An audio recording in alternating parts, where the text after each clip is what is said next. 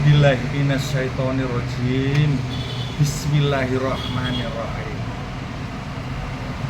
Ketika seseorang kepingin melakukan hal kebaikan, pastilah surga tempatnya. Inilah channel yang terindah di antara yang biasa, yaitu surga 234. Insya Allah berkahi. Jadi surga 234 ini channel yang memberikan satu suri tauladan yang terindah pada hal yang terbaik untuk manusia sejagat raya. Makanya zaman jangan lupa subscribe, follow, atau yang lain-lainnya, nonton pun sampai habis, karena ini adalah hal yang terindah di antara yang biasa, yaitu channelnya namanya Surga 234. Jadi sesiapa saja yang belum tahu dan sudah tahu, monggo. Ketika Anda melihat nanti, Anda akan mendapatkan sesuatu hikmah terindah dari Gusti Allah. Itulah hal terindah dari surga 234. Amin. Barokallah. Jangan lupa bahagia surga 34. Hadirin hadirat yang dirahmati Allah Subhanahu wa taala. Suatu ketika datang bertanya tentang siapa orang yang paling dicintai oleh Allah dan amalan apa yang paling dicintai oleh Allah. Sallu ala Nabi Muhammad. Ya Rasulullah, man ahabbun nasi ila Allah wa ma ahabbul a'mali ila Allah. Salah satu sahabat niki mangku bertanya kepada Kanjeng Nabi, ya Rasulullah, dari sekian hamba Allah, sinten hamba yang paling dicintai oleh Allah? Dan dari sekian amal taat yang dicintai oleh Allah, apa amalan taat yang paling dicintai oleh Allah? Nabi Muhammad SAW menjawab pertanyaan dari salah satu sahabat tersebut, ahabbun nasi ilallah anfa'uhum linnas wa ahabbul a'mali ilallah idkhalus surur 'alal mu'min. Allahumma shalli 'ala Muhammad. Dawuhipun Kanjeng Nabi, mari kita perhatikan, orang yang paling dicintai oleh Allah dari sekian hamba di muka bumi ini adalah anfa'uhum linnas, orang yang paling bisa memberikan manfaat kepada orang lain. Dan dari sekian amal yang paling dicintai oleh Allah, monggo diperhati-hati, yaitu menaruh rasa kebahagiaan kepada orang lain. Terus majelis taklim ini yang perlu kita ambil dua. Mari kita jadikan diri kita orang yang paling dicintai oleh Allah. Mari kita cari dari sekian amal-amalan yang paling dicintai oleh Allah. Siapa orang yang paling dicintai oleh Allah? Orang yang paling bermanfaat untuk orang lain. Ulama mengatakan kemanfaatan itu dibagi menjadi dua. Ada yang manfaatnya kembali kepada pribadi sendiri, ada yang manfaatnya kembali kepada pribadinya dan kembali kepada orang lain. Dua kemanfaatan ini baik, tapi ada yang lebih baik lagi, yaitu yang nomor dua, yaitu manfaat yang bisa dirasakan oleh orang lain. Semisal ada orang sholat jamaah baik, tapi kebaikannya untuk diri sendiri. Ada orang tahajud baik, tapi tahajudnya untuk dia sendiri.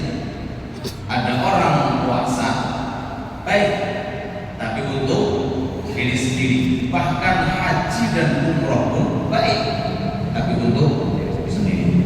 Understand? Yes. Ada kemanfaatan di atas itu tanpa merendahkan kita fadilah dan kelebihan amal yang kita sebutkan. Ada amalan di atas itu, amalan yang manfaatnya selain kembali kita kembali kepada orang lain. Apa contohnya? Sedekah. Sedekah itu amal baik, tapi kemanfaatannya beda dengan jamaah, beda dengan puasa. Kok beda? Iya, karena sedekah bisa dirasakan oleh orang lain. Sekedar contoh. Apa malih kemanfaatan yang bisa dirasakan oleh orang lain? Membantu orang, gotong royong, memberikan manfaat kepada orang lain, baik itu tenaga, baik itu pikiran, baik itu harta, baik itu tahta, baik itu apa mawar yang bisa dirasakan oleh orang lain, itu lebih tinggi pahalanya daripada kemanfaatan yang kembali kepada orang lain. Dari sini saya ada cerita. Suatu ketika ada salah satu sahabat namanya Abdullah bin Mas'ud. Abdullah bin Mas'ud ini pernah suatu ketika i'tikaf di dalam masjid. Masjidnya Kanjeng Nabi. Masjidnya siapa? Kanjeng Nabi. Masjid nomor 2 yang paling afdal sedunia. Yang pertama Masjidil Haram, yang kedua Masjid Nabawi, yang ketiga Masjid Nurul Huda. Baitul Maqdis. Baitul Maqdis yang ketiga. Semua masjid fadilahnya sama. Semua masjid kalau statusnya masjid fadilahnya sama. Dengan i'tikaf teng mriki kali teng Istiqlal Jakarta podo. Cuma bedane ning kono ning Jakarta ning kene masjid. Semua masjid walaupun besarnya seperti apa, megahnya seperti apa, mewahnya seperti apa, kedudukan dan nilai pahala sama kecuali nomor 3. Masjidil Haram 1 rakaat seperti 100.000, Masjidil Nabawi 1 rakaat seperti 1.000, dan Baitul Maqdis 1 rakaat seperti 500.000. Allahumma shalli ala Muhammad.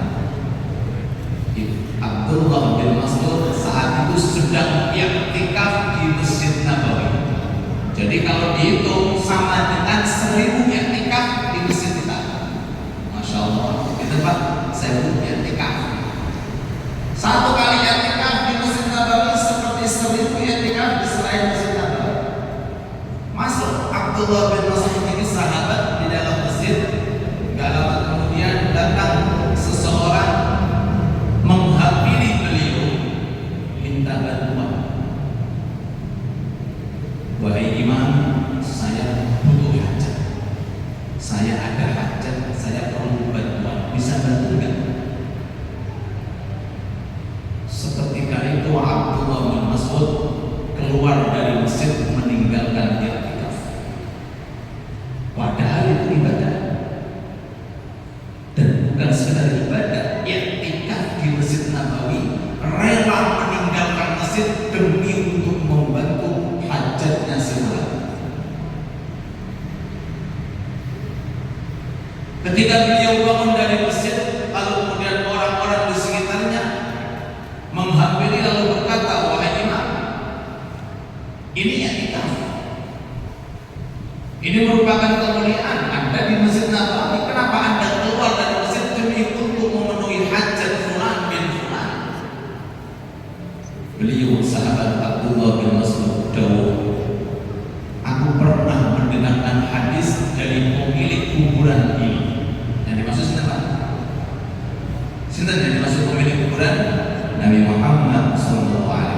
Jadi kuburan Kanjeng Nabi itu letaknya di sebelah kirinya imam. Ini mihrab. Kuburan Kanjeng Nabi itu. Dengan pernah ke Madinah, niki mihrab kuburan Kanjeng Nabi.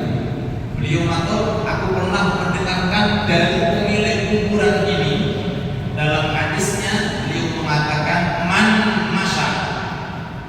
fi hajati akhi, barang siapa yang berjalan untuk memenuhi satu hajatnya orang muslim, butuh bantuan, butuh tenaga, maka yang demikian itu lebih utama daripada i'tikaf di masjid 10 tahun. Gitu Pak? Gitu Pak? 10 tahun. Ayo, saya hadir. Sopo sing pernah i'tikaf 10 tahun misalnya kau yang kanan. Sing suka umroh itu Pak pernah bukan? Sing ngomong belum pernah.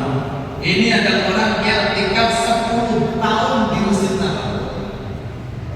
Itu masih kalah.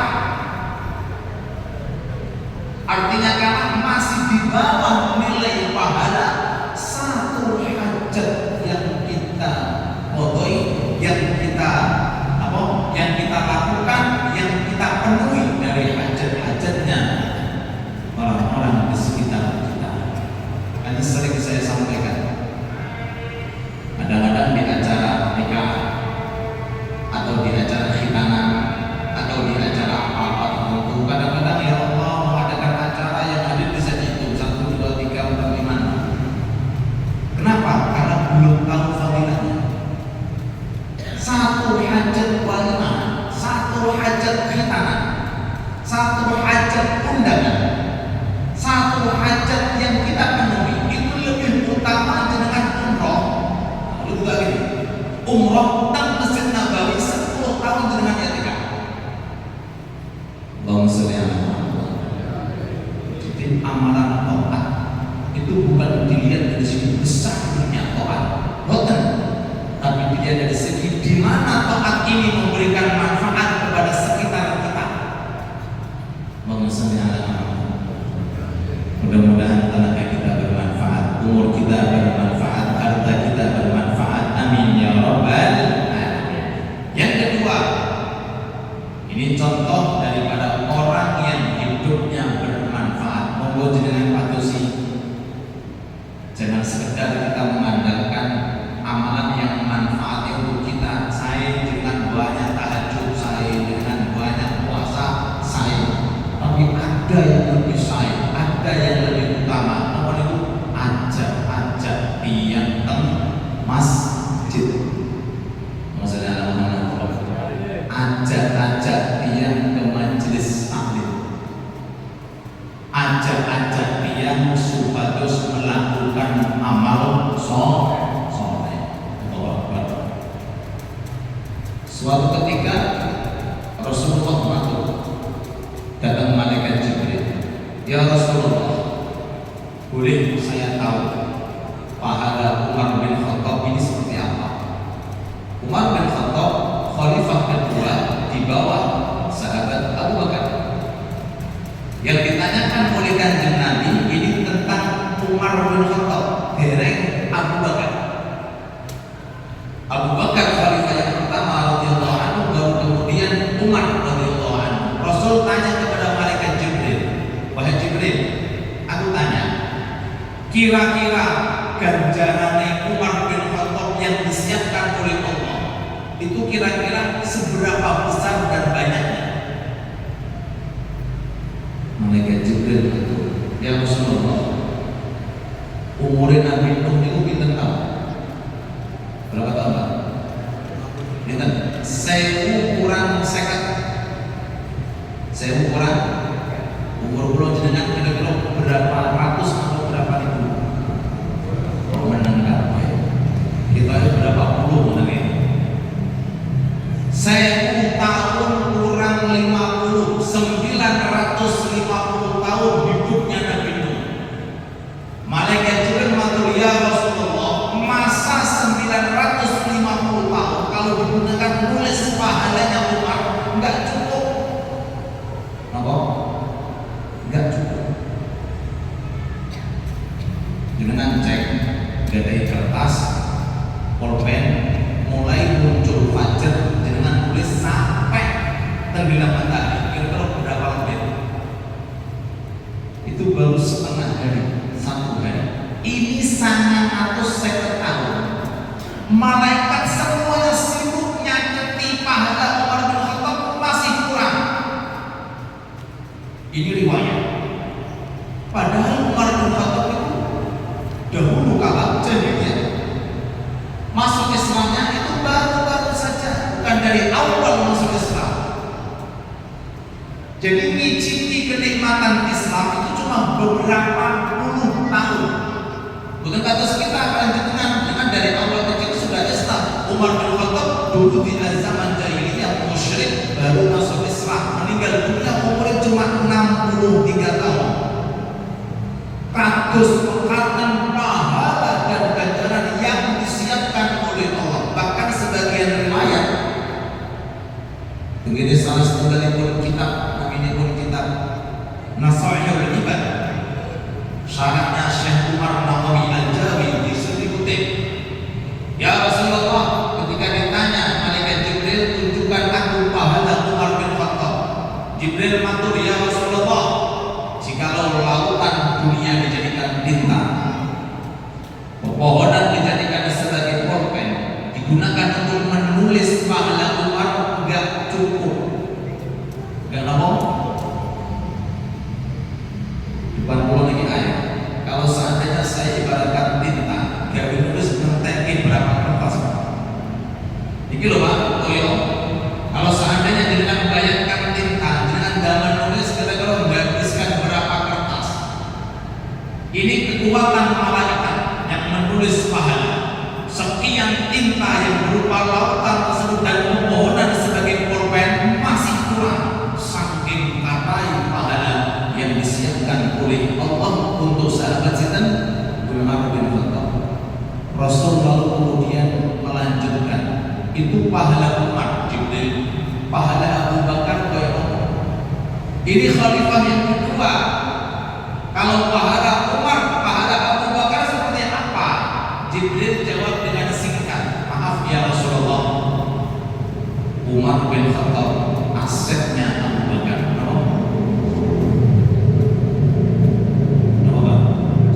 Kalau bahasa Arabnya, Umar hasanatun min hasanati Abu Bakar. Umar bin Khattab ini satu pahala dari beberapa pahalanya Umar. Kalau Umar bin Khattab saja asetnya Abu Bakar, bagaimana Pak Abu Bakar Siddiq radhiyallahu anhu? Pertanyaan untuk pulau kali panjenengan, nang gage nang gede cepet-cepet lekas-lekas gawe persiapan sing kapan, golek sarung sing kapan, nyari bekal sing kapan. Yang punya uang cepet gunakan uang untuk manfaat orang lain, jangan manfaat pribadi, manfaat untuk orang lain. Yang punya tenaga, monggo gunakan khidmat masjid, khidmat mushola, khidmat muslimin.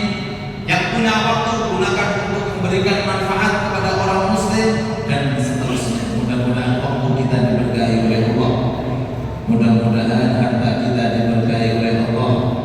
Mudah-mudahan umur kita diberkahi oleh Allah. Amin ya rabbal alamin. Yang terakhir, sebelum saya buka pertanyaan, masih kita nisyain masih berapa menit? 3 menit.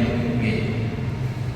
Yang kedua, yang terakhir sebelum masuk isya, nanti setelah ada bila ada pertanyaan kita jawab, nanti kemudian langsung kita komati. Seperti itu kebiasaan kita mengadakan majelis taklim. Mudah-mudahan masjid Nurul Huda diberkahi oleh Allah. Yang kedua, amalan yang paling utama, amalan memberikan kebahagiaan kepada orang lain. Berarti amalan yang paling buruk, amalan yang menyusahkan orang lain. Ini kaidah. Amalan sing paling gede pahalane, amalan sing sekira tiyang sanes rasa seneng, rasa bahagia. Berarti kalau dibalik, amalan yang paling buruk, amalan sing paling dibenci oleh Allah, itu amalan yang membuat orang lain itu susah, orang lain itu gelisah.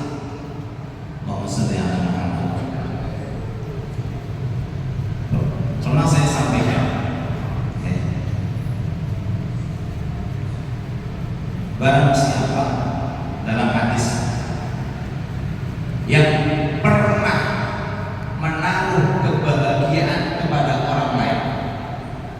walaupun itu cuma sapaan yang baik. Monggo Pak, sehat walafiat, lancar urusannya, berkah mudah-mudahan dia bisa. Karena jangan salah, makanya sangat-sangat disesalkan kalau ada orang ketemu gak ketemu. Itu namanya nek sakit sopo dengan takoki namine sinten dari mana, RT berapa, RW berapa. Loh, kumpul kok bulan orang ngerti jenenge orang ngerti sopo. Iki nemen Pak. Nggih. Minimal lah sapa mengsem lengah kanan mengsem lengah kiri mengsem ora kok tonton. Lanjut lagi, barang siapa yang pernah memberikan kebahagiaan satu orang muslim, kebahagiaan itu diciptakan oleh Allah Ta'ala berupa malaikat kemana? Nemeni orangnya ketika meninggal dunia di alam barzakh. Ini keterangan saya ambil dari kitab Fawaidul Muhtar, ringkasan Rohah Habib Zain bin Smith Medina. Jenengan pernah memberikan kebahagiaan, entah itu santunan, entah itu uang, entah itu harta, mau tiap kesenangan tersebut Allah Ta'ala ciptakan. Allah ala kulli syai'in qadir, mampu segala-galanya berupa malaikat. Kemana para malaikat? Standby kemana? Nunggu orang yang meninggal dunia. Jadi kalau satu malaikat, dua malaikat, tiga malaikat, kalau orangnya sudah meninggal dunia masuk ke alam barzakh, sopo sing meneni? Kalau dijawab Pak, bojo jenengan. Ayo dijawab, bojo jenengan. Dari bojo ini, papa selesai urusannya, alamnya beda. Anak jenengan, boten teman jenengan, dewean di dalam alam barzakh sendirian. Tapi beruntung bagi orang yang hidupnya selalu memberikan kebahagiaan, ditemani oleh malaikat. Penduduk barzakh tadi mengatakan, man anta, siapa anda? Siapa jenengan? Ditanggapi, kata malaikat, ana as-sururul ladzi adkhaltahu fi qalbi mu'min. Aku ini kebahagiaan yang pernah kau berikan kepada temanku pula. Diciptakan oleh Allah Ta'ala antisu, memberikan ketenangan sampai hari kiamat. Mudah-mudahan sebelum apa yang saya sampaikan yang kita kaji bisa kita amalkan